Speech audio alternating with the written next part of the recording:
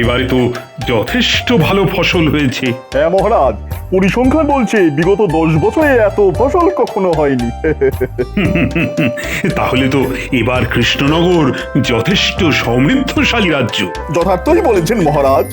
এবার কিন্তু আমাদের ভাবতে হবে যে এই ফসল বিক্রি করে রাজকোষে যে অতিরিক্ত অর্থ আসবে তা দিয়ে কি করা যায়। হ্যাঁ ভাবো ভাবো, সকলে মিলে ভাবো। আমার মনে হয় এখনই ভাবার কোনো প্রয়োজন নেই। কেন কেন কেন? কেননা এবছর ভালো ফসল হলেও আগামী বছরও যে এমন মাত্রাতিরিক্ত ফলন হবে তার তো কোনো মানে নেই। সেটা একদিক দিয়ে ঠিক। হয়তো আগামী বছর অতিবৃষ্টি কিংবা অনাবৃষ্টির জন্য ফসল কম হতে পারে। সেই জন্য আমার মনে হয় রাজকোষের অতিরিক্ত অর্থ সঞ্চয় করে রাখা উচিত।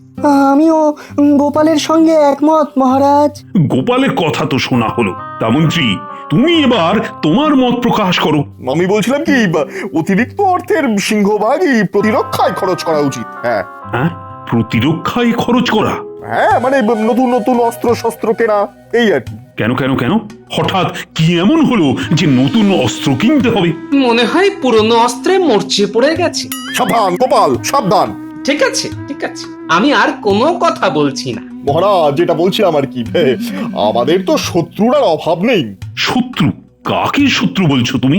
প্রথম শত্রু মুর্শিদাবাদের নবাব, দ্বিতীয় শত্রু আমাদের প্রতিবেশী খাম্বাজরাজ। কথাটা তুমি খারাপ বলনি বটে। বলা তো যায় না কখন তারা আবার কি করে বসে। তাই আত্মরক্ষার জন্য আমাদের প্রতিরক্ষা ব্যবস্থাকে ঢেলে সাজানোর প্রয়োজন। আর তারই প্রথম পদক্ষেপ হচ্ছে নতুন অস্ত্র কেনা। ঠিক আছে ঠিক আছে, সেনাপতি কদিন ছুটি নিয়েছে, সে ফিরে এলেই এ ব্যাপারে আমি তার সঙ্গে কথা বলে নেব। সেনাপতিকে আবার এর মধ্যে টানার কি দরকার মহারাজ? ও তো শুধু তলোয়ার ঘোরাতে আর হুড়ুম দারুম করতেই জানে। কূটনীতি বা অস্ত্র কেনার ব্যাপারে ও কি বোঝে? আমি ভেবেছিলাম কোনো কথা বলবো না, কিন্তু আর কথা না বলে যে থাকতে পারছি না। অস্ত্রের ব্যাপারে সেনাপতি কিছু বোঝে না, আর যত বুঝে গেলেন আমাদের মন্ত্রী মশাই। গোপাল, কথার মাঝে এভাবে মন্তব্য করতে থাকলে আমি কিন্তু তোমায় সভা থেকে বের করে দেব। তার আর কোনো দরকার নেই মহারাজ, আমাকে কদিনের জন্য ছুটি দিয়ে দিন, আমি আর রাজসভায় আসবো না। গোপালের সাহসটা একবার দেখেছেন মহারাজ? ঠিক আছে, যাও যাও, তবে এমন ব্যবস্থা করব না যে চিরকালের জন্য তোমার এই রাজসভায় ঢোকা একেবারে বন্ধ হয়ে যাবে। হ্যাঁ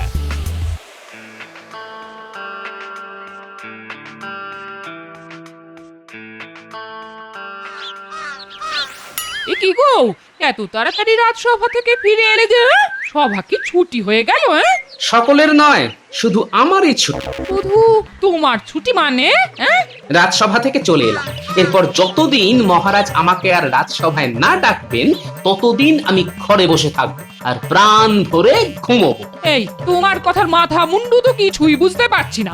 হ্যাঁ গো, মহারাজের সঙ্গে কি কোনো গন্ডগোল হয়েছে? না, মহারাজের সঙ্গে ঠিক হয়নি, তবে হয়েছে আমাদের নতুন মন্ত্রী ওই ভগবানের সঙ্গে। ও, তা কি নিয়ে গন্ডগোলটা লাগলো শুনি? আর তুমি ঘরের বউ, তাই সবটা তোমার না শুনলেও চলবে। তবে এই বলে দিলাম আমি, ওই মন্ত্রী যেদিন মহারাজকে ভরাডুবি করে ছাড়বে সেদিনই মহারাজ টের পাবে। এখন একটু মুড়ি মেখে আনো দেখি, একটু জমিয়ে পেট পুজো করি। বুঝলে রানী, যত বয়স হচ্ছে গোপালের, মেজাজটাও না ততটাই গরম হয়ে উঠছে। কেন, গোপাল এবার কি করলো? দেখো না, অস্ত্র কেনা নিয়ে আজ রাজসভায় নতুন মন্ত্রীর সঙ্গে গোপালের একটু খিটিমিটি লেগেছে। তা এই ব্যাপারে আমি একটু বিরক্তি প্রকাশ করতেই গোপাল রেগে মেগে আমার অনুমতি ছাড়াই রাজসভা ছেড়ে বেরিয়ে গেল। আচ্ছা, গোপাল কোন পক্ষে ছিল? অস্ত্র কেনার দিকে নাকি অস্ত্র না কেনার দিকে? ওর রকম সকম দেখে তো মনে হচ্ছিল অস্ত্র না কেনার দিকে। আচ্ছা, হঠাৎ করে অস্ত্র কেনারই বা প্রয়োজন হয়ে পড়লো কেন? ওই মানে নতুন মন্ত্রী প্রতিরক্ষা ব্যাপারকে একেবারে ঢেলে সাজাতে চাইছে আর কি। তা প্রতিরক্ষা ব্যাপারকে ঢেলে সাজাবার দরকার হয়ে পড়লো কেন? এই দেখো, এত বড় রাজ্যের রানী হয়েও তুমি এই কথা বলছো? আরে আমাদের শত্রুত্ব আর অভাব নেই। দেখুন মহারাজ, এতদিন এই রাজ্যের রানী হয়ে আমি যেটুকু বুঝেছি তাতে আমার মনে হয় আপনি যাদের শত্রু ভাবছেন তাদের সঙ্গে কিন্তু বন্ধুত্ব করে নেওয়ার থেকে বড় রাজধর্ম আর কিছু নেই। বলছো?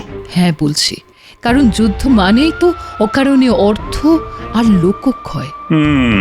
কথাটা খুব একটা মন্দ বলনি রানী। বেশ, কালই রাজসভায় গিয়ে মন্ত্রীকে বলে দেব যে এখনই কোনো অস্ত্র কেনার প্রয়োজন নেই। গোপাল কাল রাগ দেখিয়ে রাজসভা থেকে চলে গেছে, তার মানে আমার পথের কাঁটা দূর হয়েছে। সেনাপতি আসতেও কদিন সময় লাগবে। এই ফাঁকে মহারাজকে রাজি করিয়ে অস্ত্র কেনার ব্যাপারটা মিটিয়ে ফেলতে হবে। হ্যাঁ, আহা, অস্ত্র কেনা মানেই নিজের টেকে কিছু ঢোকা।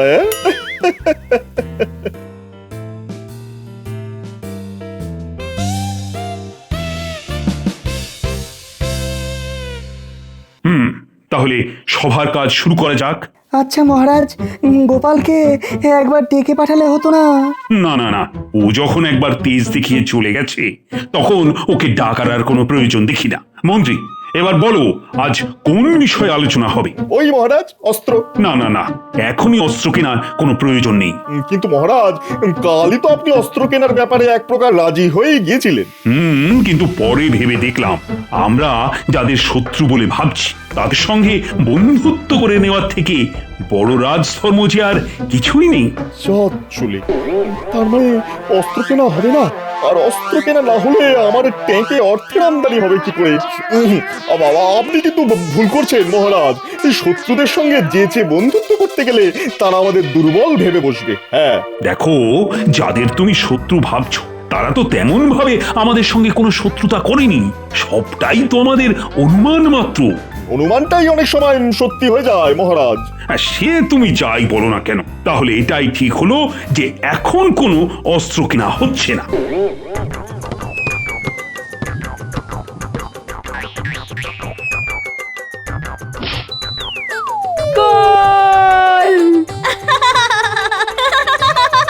কি গো দাদু, এটা নিয়ে কটা খেলে? আসলে আমার খিদেটা একটু বেশি তো, তাই বেশি করেই খাচ্ছি, বুঝলি? ওরে বাবা, বেলা যে অনেক হলো, আমি চলি রে। বলছি কাল আবার খেলবে তো দাদু? হ্যাঁ, খেলবো খেলবো।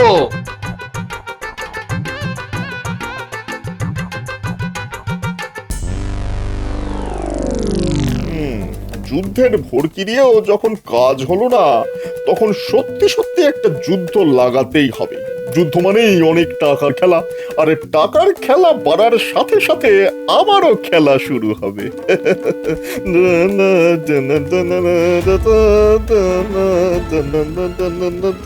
এলোমেলো করে দেমা লুটে পুটে খায়। না, আজ রাতেই বেরিয়ে পড়তে হবে।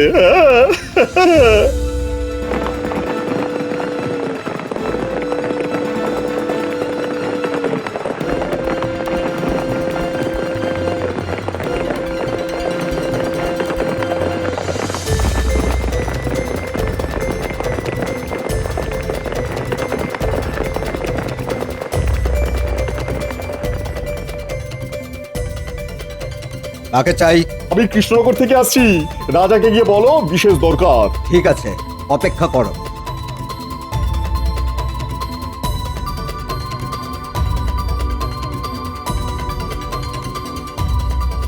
ভেতরে চলো, মহারাজ ডাকছেন।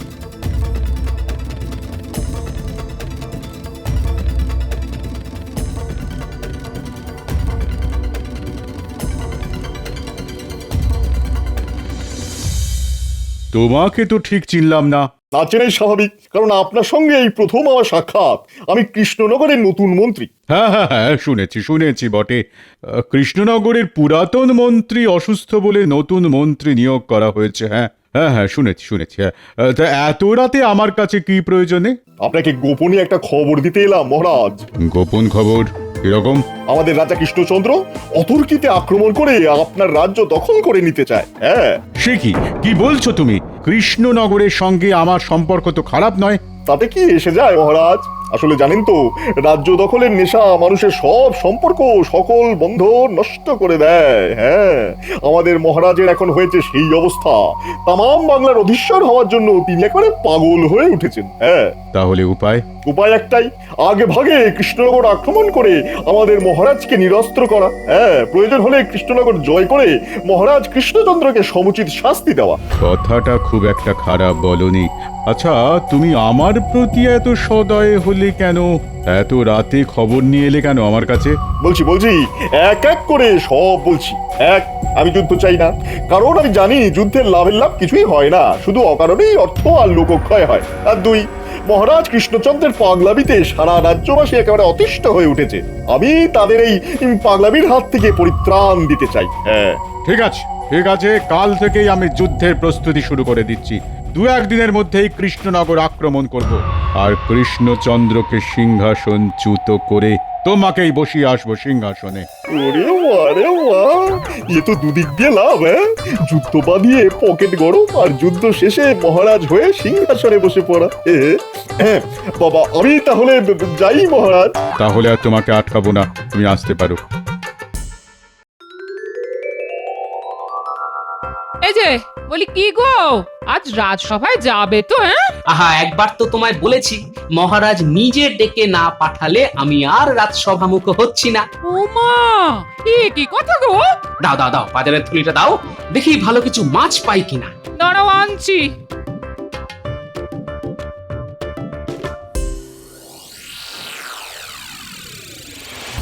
কি বলছো কি বিজ্ঞানী? আমি তো ছিলাম ছুটিতে, আর সেই সময় আমাকে বাদ দিয়েই। তাহলে আর বলছি কি, নতুন মন্ত্রী তো অস্ত্র কেনার জন্যে একেবারে পাগল হয়ে উঠেছিল, আর সেই নিয়েই তো গোপালের সঙ্গে বিবাদ। অবশেষে মহারাজ রাজি হলেন না বলে নতুন মন্ত্রী কিছুটা দমে গেল। তবে মুখ দেখে খুব একটা খুশি বলে তো মনে হয়নি আমার। গোপাল ছাড়া রাজসভা? না না বিজ্ঞানী, মহারাজের অনুমতি নিয়ে আমি কালই গোপালকে রাজসভায় ফিরিয়ে নিয়ে আসবো। হ্যাঁ, তাহলে তো খুবই ভালো হয়। দেখো, চেষ্টা করে দেখো। প্রণাম মহারাজ।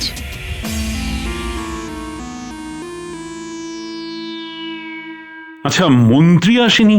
তাকে তো এখনো দেখতে পাচ্ছি না মহারাজ। তা সেনাপতি, ছুটি কাটানো কেমন হলো? ভালো মহারাজ। এ কি মন্ত্রী, আজ তোমার এত দেরি হলো কেন? ওই যে আসবার সময় হঠাৎ এক আত্মীয়ের সঙ্গে দেখা হয়ে গেল, তার সঙ্গে কথা বলতে বলতে একটু দেরি হয়ে গেল মহারাজ। আচ্ছা, সকলেই যখন এসে গেছো, তাহলে সভার কাজ শুরু করা যাক। মহারাজ, আমি কি একটা কথা বলতে পারি? বলো বলো বলো। বলছিলাম কি, গোপালকে সভায় দেখছি না কেন? তেজ দেখিয়ে ও বাড়িতে বসে আছে। আপনার অনুমতি পেলে ওকে কি আমি ডেকে নিয়ে আসবো? না না না, তার কোনো প্রয়োজন নেই।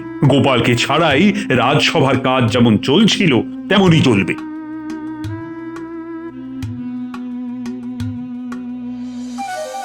কি ব্যাপার গুপ্তচর, হঠাৎ তুমি এলে?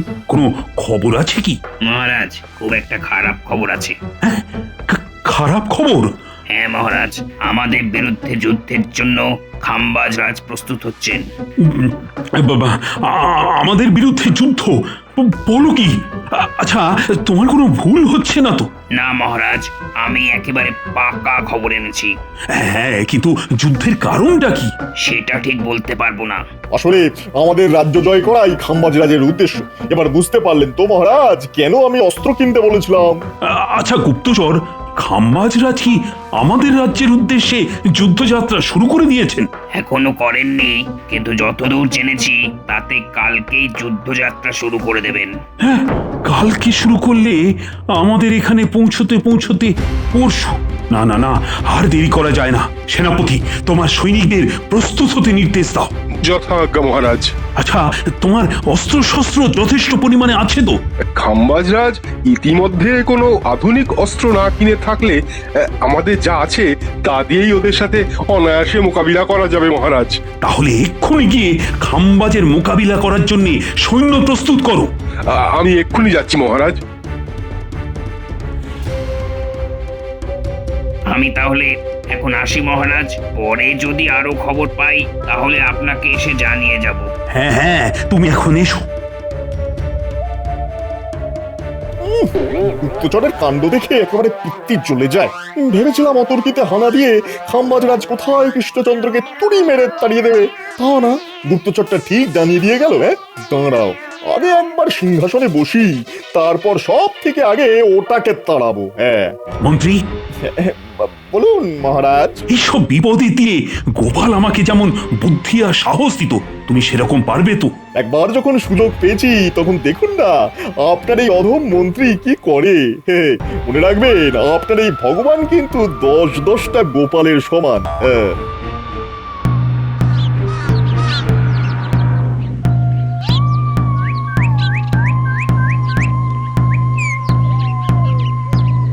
শোনো শোনো শোনো, খাম্বাজরাজ আমাদের কৃষ্ণনগর আক্রমণ করতে আসছে।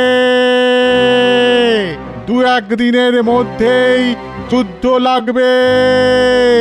সকলে তাই খুব সাবধানে থাকবে, আর খুব একটা প্রয়োজন ছাড়া কেউ ঘরের বাইরে বেরোবে না। শোনো শোনো শোনো। সে কি যুদ্ধ লাগবে?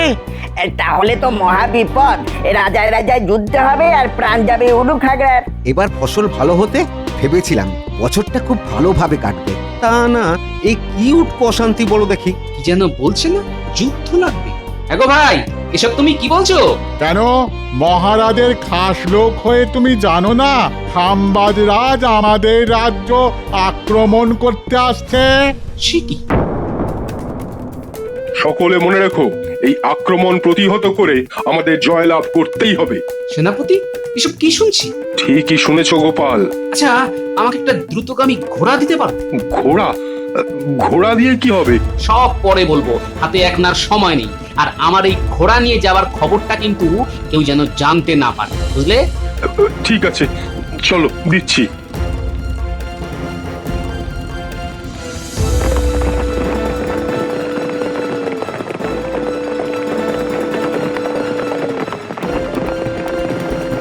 ব্যাপারটা মহারাজের কানে তুলে গোপালের বিরুদ্ধে ওনাকে আরো খেপিয়ে তুলতে হবে। হ্যাঁ,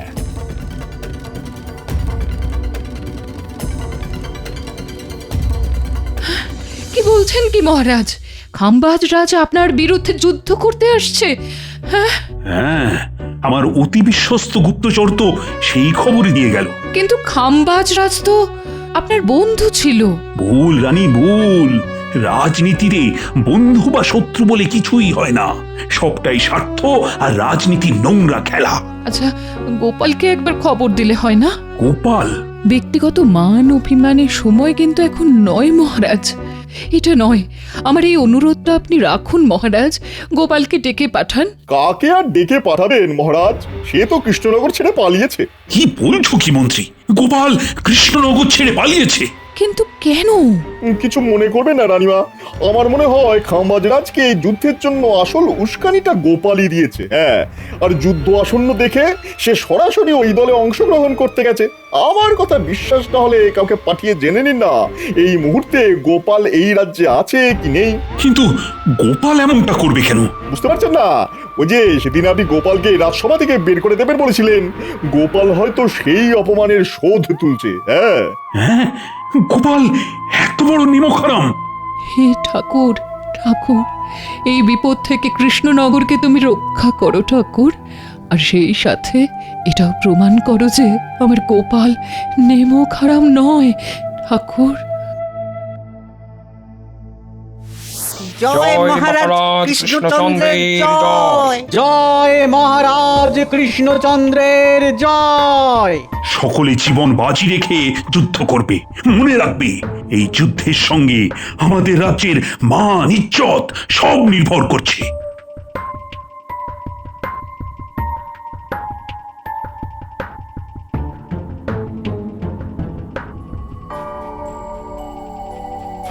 দেখুন মহারাজ, দেখুন আমার কথা সত্যি হলো কিনা। বেঈমান গোপাল আজ খাম্বাজ রাজার দলে। আক্রমণ! এটা কি হলো? খাম্বাজরাজ সাদা পতাকা উড়িয়ে দিল কেন? কৃষ্ণচন্দ্র, কৃষ্ণচন্দ্র, আমি আপনার সঙ্গে যুদ্ধ করতে আসিনি, সন্ধি করতে এসেছি। তাহলে কেন এই যুদ্ধের আয়োজন? একজন আমাকে মিথ্যে খবর দিয়ে ভুল পথে চালিত করে আপনার বিরুদ্ধে যুদ্ধ করতে এক প্রকার বাধ্য করেছিল। সে কি? কিন্তু শেষ মুহূর্তে আর একজন আমার সেই ভুল ভেঙে দিল। সে বলল আপনি নাকি যুদ্ধ করতে চান না, আর যুদ্ধ মানেই তো অকারণ অর্থ আর লোকক্ষয়, এতে কারোরই ভালো হয় না। কিন্তু কে আপনাকে আমার বিরুদ্ধে যুদ্ধ করতে বাধ্য করেছিল? কে আবার? আপনার এই নতুন মন্ত্রী। সেরেছে, এ তো হাটে হাঁড়ি ভেঙে দিল। এখন তালে গলে আমি পালাই বাবা। কোথায় পালাচ্ছেন মন্ত্রী মশাই? একেবারে পালাতে দিও না গোপাল, ওর ব্যবস্থা আমি পরে করছি। কিন্তু আপনার ভুল কে ভেঙে দিল খাম্বাজরাজ? কে আবার? আপনার এই চিরবিশ্বস্ত গোপাল। গোপাল? গোপাল তুমি? যাক, ভালোই ভালোই সব মিটে গেল। এবার আপনার এই বিশ্বাসঘাতক মন্ত্রীটির কি করবেন বলুন তো? ওকে ওকে আমি কঠিন শাস্তি দেবো। ওকে আমার হাতে ছেড়ে দিন। মিথ্যে কথা বলে আমাকে বিভ্রান্ত করার শাস্তিটা ওকে আমি নিজের হাতেই দিতে চাই। ও মহারাজ, আপনি নিজে হাতে মারুন কাটুন যা ইচ্ছে করুন, কিন্তু দয়া করে এই খাম্বাজরাজের হাতে আমায় তুলে দেবেন না। নিজের রাজ্যে নিয়ে গিয়ে ও কিন্তু খুব মারবে, ভীষণ মারবে মহারাজ, খুব লাগবে আমার। মেয়ের একবারে হাড়গোড় ভেঙে দেবে। ও মহারাজ, চুপ হতো ছড়া, তা আমরা হয়ে আবার বাচ্চার মতো কাঁদা হচ্ছে। চল চল, তোর কি হাল করি দেখবি, চল। গোপাল, গোপাল তুমি না থাকলে আজ কিন্তু একটা বড় বিপদ হতে পারতো। জয় গোপালের জয়। জয়।